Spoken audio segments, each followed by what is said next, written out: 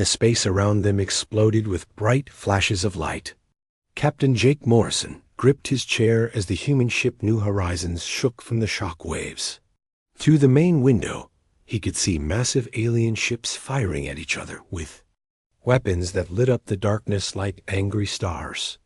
"Get us out of here," Jake shouted to his pilot. "I'm trying, Captain," Kate Johnson replied, her hands moving fast over the controls. "But there are too many ships. I can't find a safe path." The New Horizons was not built for war. It was a colony ship carrying 12,000 humans to find a new home among the stars. They had been traveling for months, looking for a planet where they could start fresh. Instead, they had found themselves in the middle of the biggest space. Battle Jake had ever seen. Amy Rodriguez sat at the communication station, listening to the alien voices that filled the radio waves. She was the ship's intelligence officer, and her job was to understand what other species were saying and doing. Right now, what she heard made no sense. "Captain," Amy called out, "I'm getting signals from both sides. They're both trying to talk." "To us? Both sides?" Jake asked. "In the middle of a battle?" Amy nodded. "The blue ships say they're the Zephyrian Alliance. The red ships call themselves the Krillian Dominion. And they both want to meet with us." Jake looked out at the battle. The blue and red ships were still shooting at each other, but some of them had stopped fighting and were moving toward the human ship. This seemed very strange to him. "Put me through to both of them," Jake said. A few minutes later, two alien faces appeared on the main screen at the same time. On the left was a tall, thin creature with blue skin and large black eyes. On the right was a shorter, wider alien with red scales and 4 arms. "Humans," the blue alien said in perfect English. "I am Commander Zell of the Zephyrian Alliance. We welcome you to this part of space." "Greetings, humans," the red alien said, also speaking English somehow. "I am War Leader Kron of the Krillian Dominion. We are pleased to meet your species." Jake found it odd that both aliens could speak his language so well. "How do you both know English?" he asked. "We have been watching your species for some time," Commander Zell replied.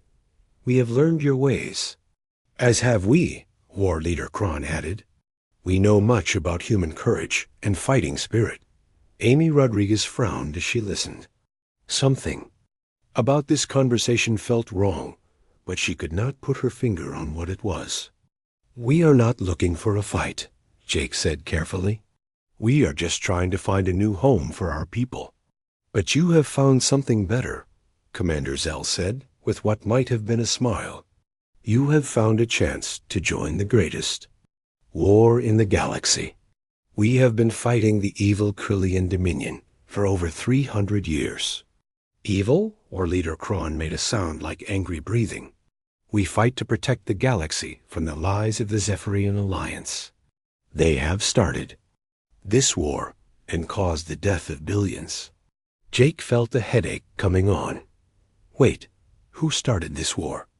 "They did," both aliens said at the same time, pointing at each other. Dr. Ben Carter, who had been quiet until now, stepped forward. He was the ship's expert on alien life, and he had been studying the battle through his instruments. "Captain, may I ask them something?" Jake nodded. "How many of your people have died in this war?" Ben asked both aliens. Commander Zell's black eyes seemed to grow larger. "Many millions, of course. War is terrible." "Countless numbers," War Leader Kron agreed. "The Alliance has killed so many of our people." Ben looked at his instruments again, then whispered to Jake, "Captain, I'm reading the life signs from their ships. Both fleets show normal population levels. If they've been fighting for 300 years with the weapons I see them using, their numbers should be much lower." Jake felt cold suddenly. Something was very wrong here. "We would like to offer you a place in our alliance," Commander Zell continued. "We can give you better weapons and faster ships. All we ask is that you help us fight the Dominion. We make the same offer, War Leader Kron said. Join us, and we will share our technology with you. Together, we can defeat the Alliance. Amy Rodriguez had been recording everything. Now she played back something that made Jake's blood freeze. When she slowed down the recording, they could hear both aliens saying the exact same words at the exact same time, just before they spoke in English. It was like they had practiced this conversation. Captain, Amy whispered, I think we need to be very careful here. Jake looked at the two alien commanders on his screen. They were both waiting for his answer, and their eyes looked hungry in a way that made him uncomfortable. We will need time to discuss this, Jake said finally. Can we have some time to think about your offers? Of course, both aliens said together, then seemed surprised that they had spoken at the same time. We will return tomorrow for your answer, Commander Zell said. Yes, tomorrow, War Leader Kron agreed. The screens went dark, and the alien ships moved away from the new horizons. But they did not go back to fighting each other. Instead, they formed two groups and waited, watching the human ship. Jake turned to his officers. Amy Rodriguez looked worried. Dr. Ben Carter was studying his readings with a deep frown. Kate Johnson was checking their escape routes, but shaking her head. Well, Jake said, what do you all think? I think we're in trouble, Amy said. Big trouble. Why? Jake asked. Amy looked at her recordings again. Because I don't think they're really fighting each other at all. 6 months had passed since Captain Jake Morrison made the hard choice to work with the Zephyrian Alliance. A human fleet of 12 ships now patrolled the empty space at the edge of the galaxy, far from the big battles between the blue and red aliens. Jake had hoped this would keep his people safe while they learned more about the war. But the more they learned, the more confused they became. Lisa Park sat at her communication desk, listening to radio signals from across space. She was good at finding hidden messages, and today she had found something that made her hands shake.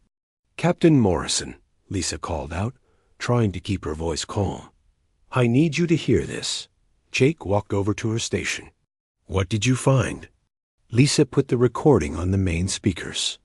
At first, it sounded like noise, just random beeps and static. But she had cleaned up the signal and slowed it down. This is a message between Zephyrian Command and Krillian Command, Lisa explained. I caught it by accident when our computers were scanning for enemy signals. The voice that came through the speakers was speaking in the Zephyrian language, but the computer translated it into English. Battle Group 7 will attack your forces at 0800 hours tomorrow. Make sure your ships take damage, but do not lose. More than 50 crew members. Jake felt his stomach drop. Play it again. Lisa played the message 3 more times. Each time, it became more clear. The Zephyrians were telling the Krillians exactly when and where they would attack, and they were asking them to limit their losses. There's more, Lisa said, playing another recording. This time it was a Krillian voice. Understood. Our ships will return fire, but will aim to miss your main vessels. We will destroy 2 old fighters to make it look real. Jake looked around the bridge at his officers. Amy Rodriguez was staring at the speakers with her mouth open. Dr. Ben Carter was writing notes as fast as he could.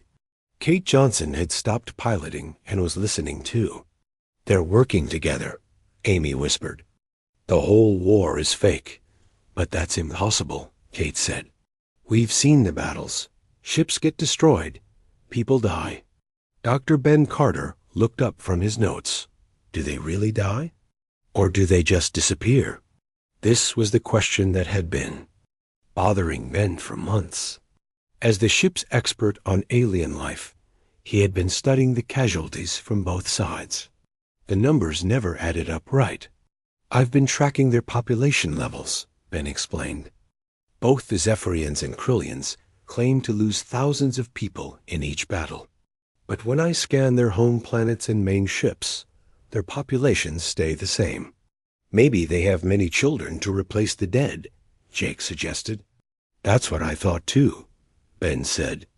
But their biology doesn't work that way. Both species reproduce slowly. If they had really been losing people for 300 years, there should be almost none of them left. Amy Rodriguez had been quiet, thinking hard about everything they had learned. Now she spoke up. Captain, I think we need to investigate this more, but we have to be very careful. Why? Jake asked. Because if the war is really fake, then we're not allies with the Zephyrians. We're prisoners who don't know it yet. That night, Jake called a secret meeting with his most trusted officers. They met in the ship's storage room, where they were. Sure, no alien listening devices could hear them. If Amy is right, Jake said quietly, then we're in great danger. But we need proof before we do anything. Tony Liu, the ship's chief engineer, raised his hand.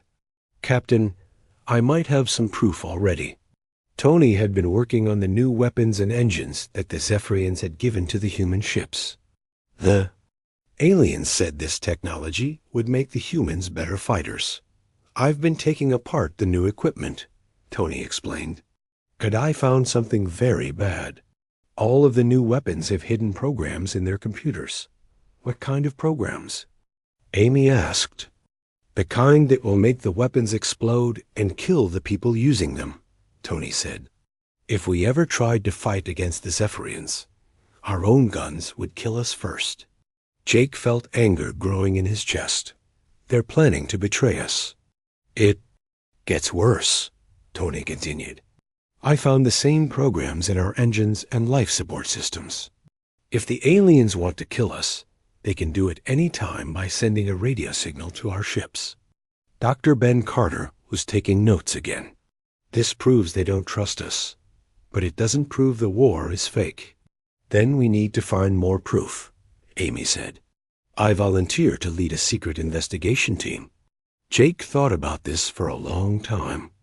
If they were caught investigating, the aliens might kill them all. But if they did nothing, they might end up dead anyway.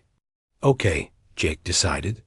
But you can only take a small team, and you have to be very careful. Amy nodded. I'll take Dr. Carter and Kate Johnson. We'll use one of the small scout ships. 3 days later, Amy's team flew to a Krillian base that was supposed to have been destroyed in a recent battle. According to the reports, the Zephyrians had bombed it until nothing was left. But when they got close to the base, they found it was still there and still working. Red Krillian ships were docked next to blue Zephyrian ships.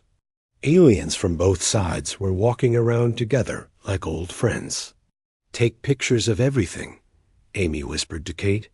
Through their cameras, they watched Krillian and Zephyrian officers having meetings together. They saw both types of aliens working on the same projects. Most shocking of all, they saw aliens changing their uniforms, Krillians putting on Zephyrian clothes, and Zephyrians dressing like Krillians. The same people are fighting on both sides. Dr. Carter said in amazement. Amy's team spent 6 hours watching and recording. They saw supply ships bringing food and equipment to both armies at the same time. They saw battle plans being shared between the two sides. They even saw some aliens laughing as they talked about the stupid young species who believed in their war. When they returned to the New Horizons, Amy showed the recordings to Captain Morrison and the other officers. The proof was clear and terrible. We're not the first, Amy said. I heard them talking about other species who joined their fake war. Dozens of different aliens have been tricked the same way we were. What happened to those other species? Jake asked, though he was afraid of the answer. They're all gone now, Amy replied. The aliens called it cleaning up the experiment. Jake understood what this meant. When a species learned too much or became inconvenient, they were eliminated. So what do we do now? Kate Johnson asked. Jake looked around at his officers. At Amy Rodriguez, who had risked her life to find the truth. At Dr. Ben Carter, who had. Seen through the lies, at Tony Liu, who had discovered the death traps in their equipment, at Lisa Park, who had found the secret messages. "Now we have to decide," Jake said. "Do we try to escape and save ourselves, or do we try to save everyone?" Dr. Ben Carter had not slept for 3 days. He was studying the alien technology that Amy Rodriguez's team had recorded at the secret base. What he found made him sick to his stomach. "Captain Morrison," Ben called out as Jake walked into the science lab, "you need to see this." Jake looked at the computer screen where Ben was showing pictures of strange devices. They looked like metal boxes covered in wires and blinking lights. "What am I looking at?" Jake asked. "Mind control machines," Ben said simply. "The aliens have been using these to control the thoughts and feelings of entire planets." Ben explained what he had learned. The fake war between the Zephyrians and Krillians was not just about tricking younger species. It was about studying them. The aliens wanted to learn everything about how different species thought and acted. They put these machines in the air and water of planets. Ben continued. The machines send signals into the brains of everyone living there. They can make people feel angry, scared, or happy whenever they want. Jake felt cold. "Are they using these machines on us?" "I don't think so," Ben said. "Humans are different from other species. Our brains work in a strange way that makes us hard to control." Ben showed Jake more pictures from the secret base. The aliens had files on hundreds of different species from across the galaxy. Each file showed how long it took to control that species completely.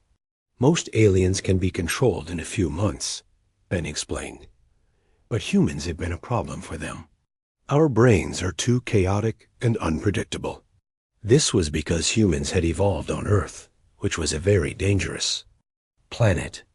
While other species had evolved on safe worlds where they specialized in one type of thinking, humans had to learn to adapt to anything. This made human brains work differently from all other known life forms. "So they can't control us," Jake said. "But they can still kill us." "Yes," Ben agreed. "And I think that's what they're planning to do soon." Meanwhile, Emma White was working in another part of the ship. She was the chief science officer, and she had been studying the star maps that the aliens had given them. She had found something that no one expected. "Captain," Emma called on the radio, "please come to the navigation room. I found something important."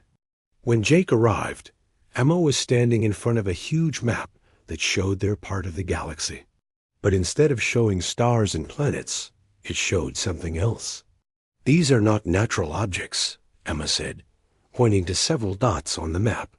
"The aliens told us these were dead planets or asteroid fields. But when I studied them with our deep space sensors, I found they are artificial structures." Jake looked closer at the map. The dots were positioned in a perfect pattern around all the inhabited worlds in this part of space. "What are they?" Jake asked. "Observation posts," Emma replied.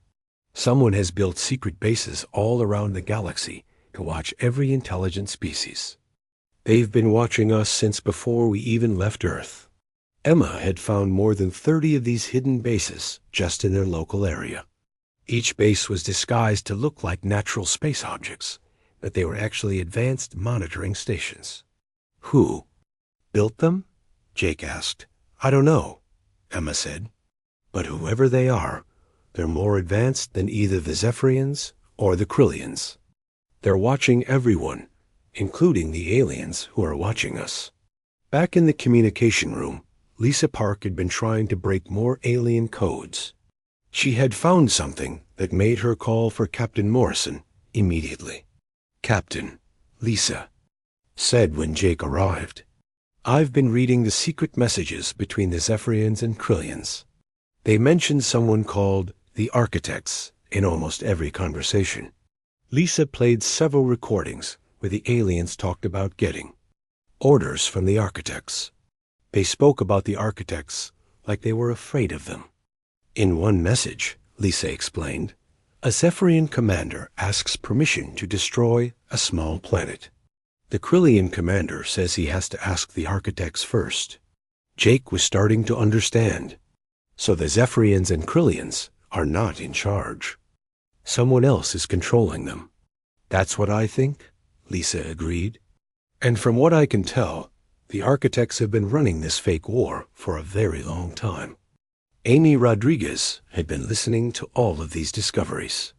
Now she brought them together in a way that made everything clear.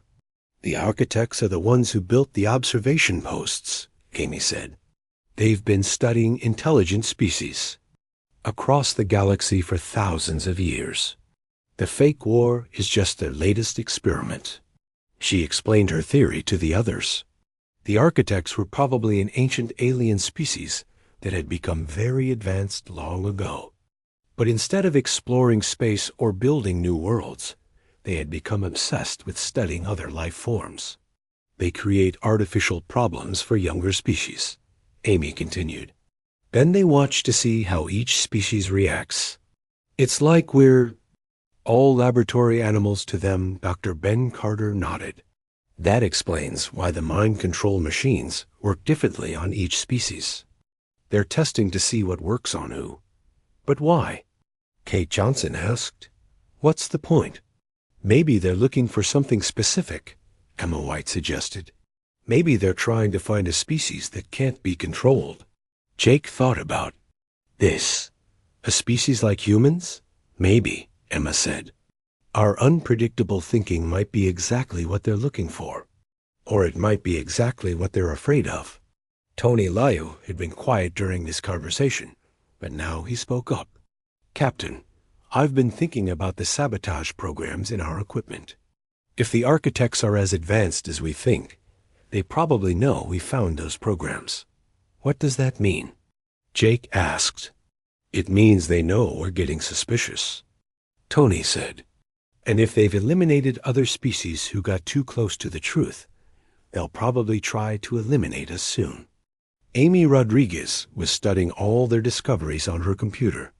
She had been looking for patterns in how other species had been destroyed. I found something, Amy announced. According to the alien records, 6 different species have discovered parts of the truth over the past 1,000 years. Each time, the same thing happened. Amy showed them the pattern. First, a young species would join the fake war. Then, some of them would start asking questions and finding evidence. Finally, there would be an accident that killed most or all of that species. The accidents are always different, Amy explained. Sometimes their sun explodes. Sometimes their ships malfunction. Sometimes they get a disease that kills them quickly. But it's always something that looks natural. Jake felt the weight of responsibility on his shoulders. His people were not just in danger. They were in the same danger that had already killed billions of other intelligent beings. How long do we have? Jake asked. Amy looked at the timeline. Based on the pattern, probably not long. Most species are eliminated within a year of discovering the truth. Jake looked around at his officers. These people had risked everything to find out what was really happening. Now they had to decide what to do with this dangerous knowledge. We have 2 choices, Jake said. We can try to run away and hope the architects don't find us. Or we can try to stop them. How can we stop beings that advanced? Kate asked. I don't know, Jake admitted. But I know we can't let them keep doing. This to other species. Double quotes. Dr. Ben Carter stood up. Captain, there might be a way. If humans really can't be controlled by their machines, maybe we can use that against them. How? Jake asked. By doing something they can't predict, Ben said. By acting in a way that breaks their patterns. Amy Rodriguez was already thinking ahead. If we could contact other species and tell them the truth, maybe together we could fight back. That's very dangerous, Tony Liu warned. If the architects find out we're spreading the truth, they'll kill us immediately. Jake looked out the window at the stars.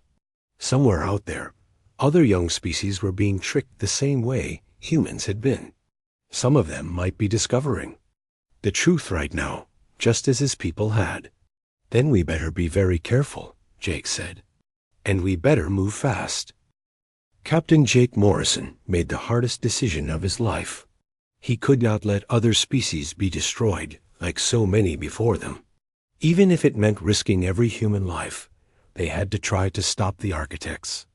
We're going to contact the other species in this war, Jake announced to his senior officers.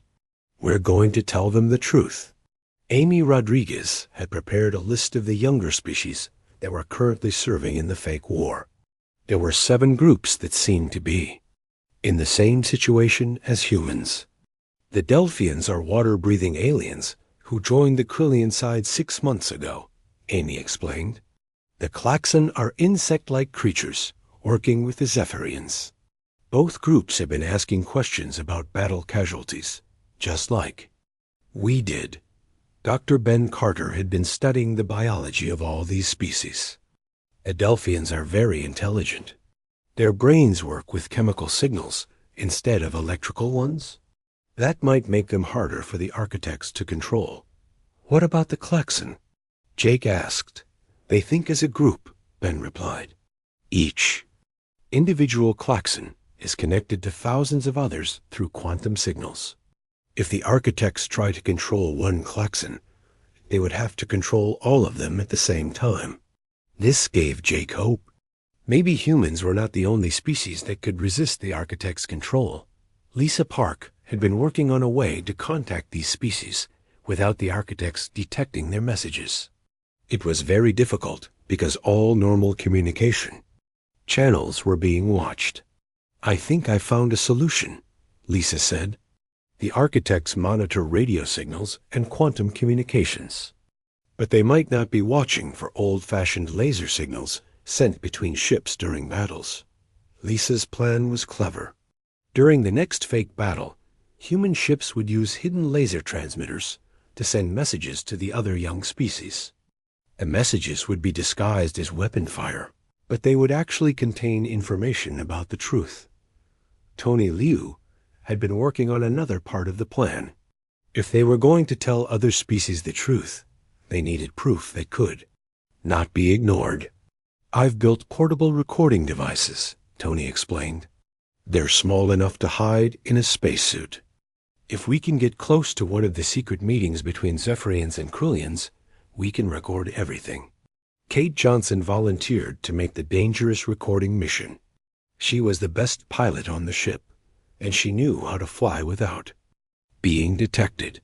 I'll take a small fighter to the meeting point, Kate said. If I stay far enough away and keep the engines off, they shouldn't notice me. The plan was risky, but they had to try.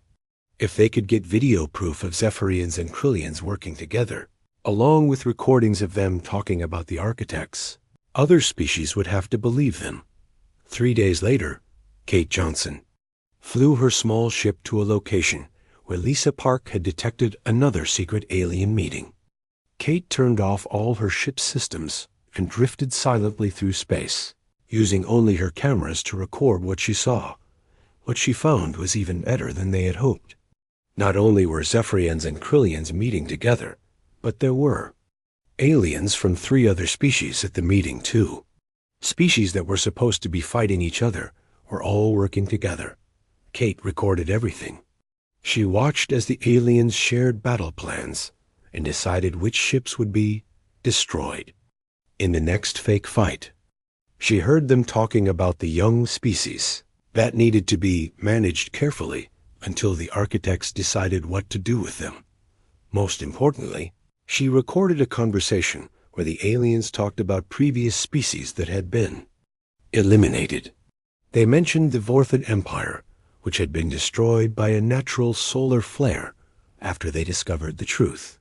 They talked about the Nexus Federation, which had died from a plague after they tried to contact other young species.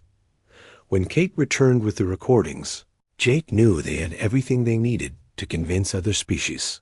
The next step was the most dangerous. During a planned battle between human ships and a Klaxon fleet, Lisa Park began sending her hidden laser messages. The first message was simple. The war is not real. We have proof. The response came back immediately. The Klaxon fleet sent a laser message that said, "We know. We have been watching. Can you help us?" Jake felt excitement and fear at the same time. The Klaxon had also discovered the truth, but they had been too afraid to act alone.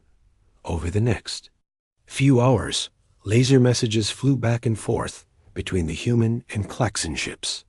They shared their discoveries and made plans to contact the other young species. The Delphians were contacted next. Their response was quick. "We have suspected this for weeks. Our scientists detected artificial chemicals in our water supply that affect thinking. Who is behind this?" One by one, the other young species were contacted. The reactions were mixed, but mostly positive. 5 species immediately believed the evidence and wanted to join together to fight back. One species, the Saurians, refused to believe it and broke off communication. But even with 6 species working together, they faced an enormous problem. How could they fight beings as advanced as the architects? Dr. Ben Carter had been thinking about this question for days. "We can't fight them with weapons," he told the group. "But maybe we don't have to." Ben's idea was different from what anyone expected. Instead of trying to destroy the architects, they would try to expose them to the entire galaxy at once. "The architects have stayed hidden for thousands of years," Ben explained. "Their power comes from secrecy. If every intelligent species in the galaxy knew the truth at the same time, the architects couldn't eliminate all of them." Amy Rodriguez worked out the details of this plan. Each of the 6 allied species would prepare the evidence in their own languages and communication methods. Then, at exactly the same time, they would broadcast the truth to every planet and ship in their part of the galaxy. "It has to be simultaneous," Amy stressed. "If we do it one at a time, the architects will stop the later broadcasts." Tony Liu had been working with engineers from the other species to build the equipment they would need. The Delphians contributed advanced biotechnology that could create biological radio transmitters. The Klaxon provided quantum communication devices that could send messages instantly across vast distances. "Together, we can reach every intelligent being in this part of the galaxy," Tony reported, "but we'll only get one chance." Emma White had calculated the timing perfectly.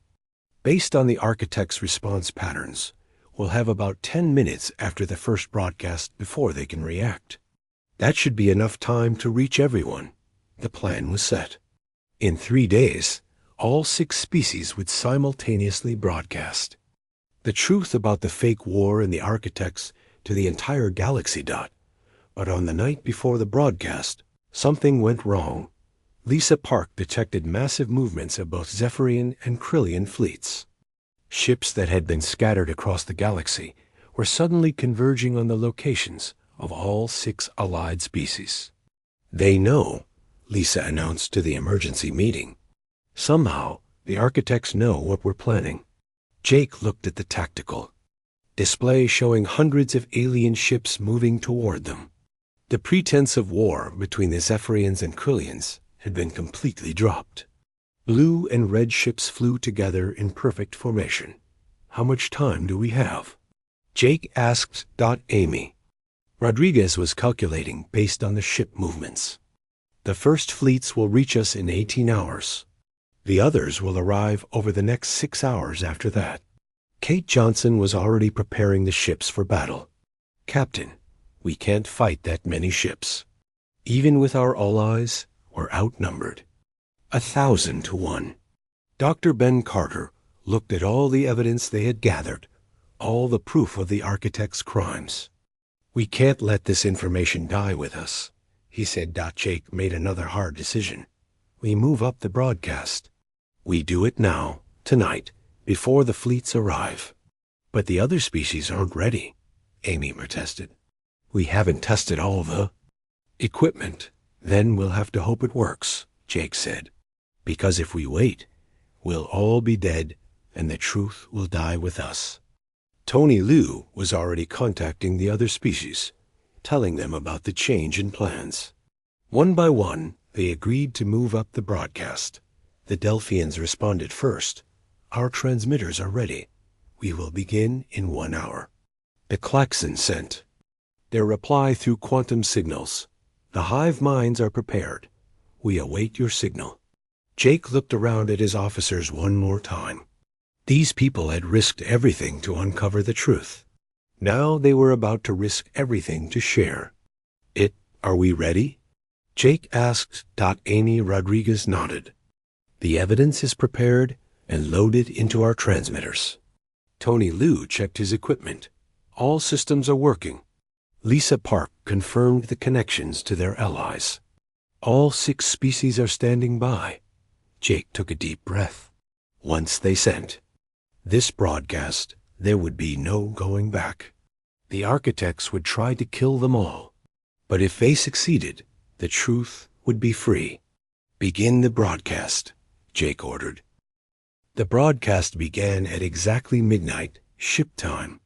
Across 6 different star systems, the allied species simultaneously sent the truth to every planet, every ship, and every space station in their part of the galaxy. Captain Jake Morrison watched the transmission counter on his screen.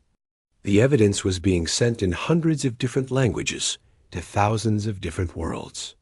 Video recordings of Zephyrians and Krillians working together. Audio files of aliens talking about the architects. Scientific data proving that the war casualties were fake. Transmission at 50%, Lisa Park reported. So far, no interference.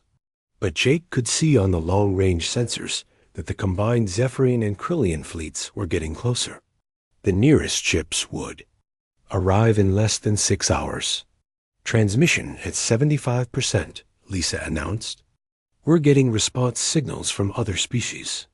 Amy Rodriguez was monitoring those responses. Captain, it's working. We're getting messages from species we've never heard of.